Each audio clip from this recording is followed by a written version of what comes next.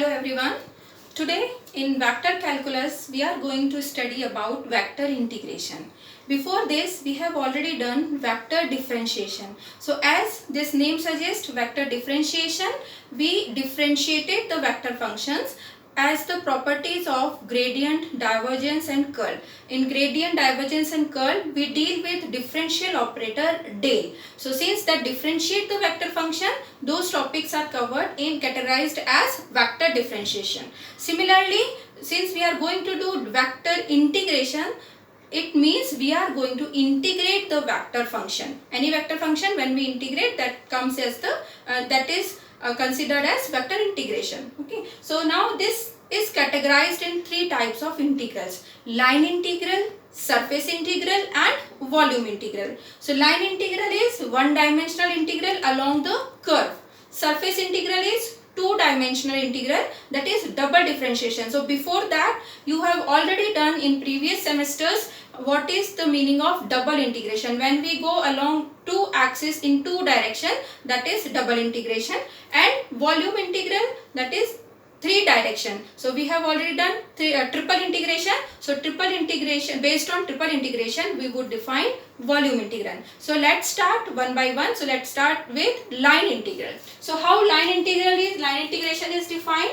So consider any curve C. Say this is any curve C in the space, which is divided in infinitesimally small, very small line segments we have divided in this small, that each line segment is of the length dr. Then the line integral of any vector function f, whatever the function is given, when we have to integrate, we have to define the line integral, or we have to integrate along this line. The curve is what? That is just any line means here any curve, simple curve, single line along any curve. Okay, it's not the straight line only. That may be the straight line, may not be the straight line. So line integral of this function along the curve C is given by integration over the curve C. This C denotes that we are going along this curve C. F dot dr. Okay, so now for 1 second you recall that integration. What is integration? Integration of any value dx, fx dx. Now what is fx here? Fx is f. Since we are talking about vector, so that is why we have taken function of xyz as a vector function. Here this xyz denotes that f, which is the vector function, is the function of these three variables. So fx we have taken as f. What is dx? Dx is the displacement along x-axis. Now when we are going in three-dimensional, we have to take displacement along x, along y and along z. So what is dr here? So dr can be written as dx I cap dy j cap and dz k cap, along x-axis plus along y-axis plus along z-axis, and I, j, k are the unit vectors which makes it a vector. Okay, so this is dr. So if you find out, if suppose we resolve this f also in f1 I cap, f2 j cap, f3 k cap, what you would be getting? f1 dx plus f2 dy plus f3 dz. So this is the representation of this in general. And dot product, since these are the two functions, this line integral is based on dot product. So this formula defines the line integral of any function along the curve C in this space.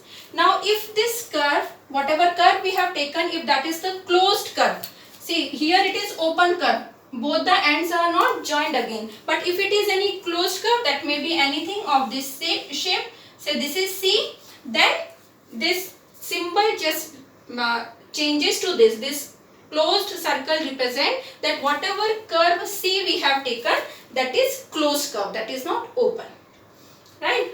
Now this vector function may be anything, whatever vector function you are discussing in practical in application, that based on that may be anything. This is the general formula. Now if I say this F is force, F is force, I am now discussing, I am studying force. I have applied the force on any particle, and because of that force, this particle particle has displaced from this point to this point. So how much displacement is there? dr. So force into displacement.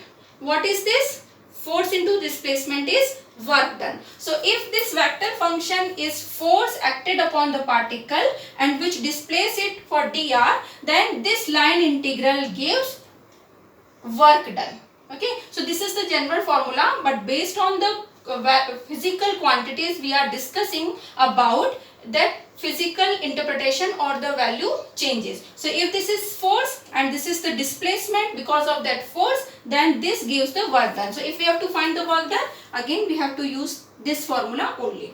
Now if we are discussing the flow of fluid and F represents the flow, velocity of fluid, then this integral, this represent circulation of fluid. So if question is that this is the flow, this is the velocity of the given fluid, find out the circulation. So again what we have to do, we have to find out line integral of that velocity along the given curve.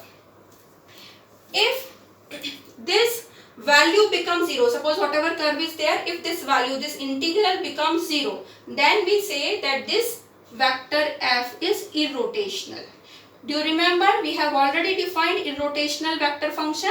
When curl of any vector function becomes 0, we say that this is irrotational. So that is the definition based on vector differentiation. In that we find out curl.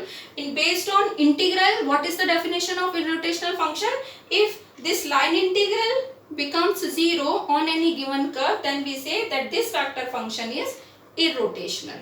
So these are the basic definitions. Now we'll just do one example of how to evaluate this, how to find out the value of any vector integration.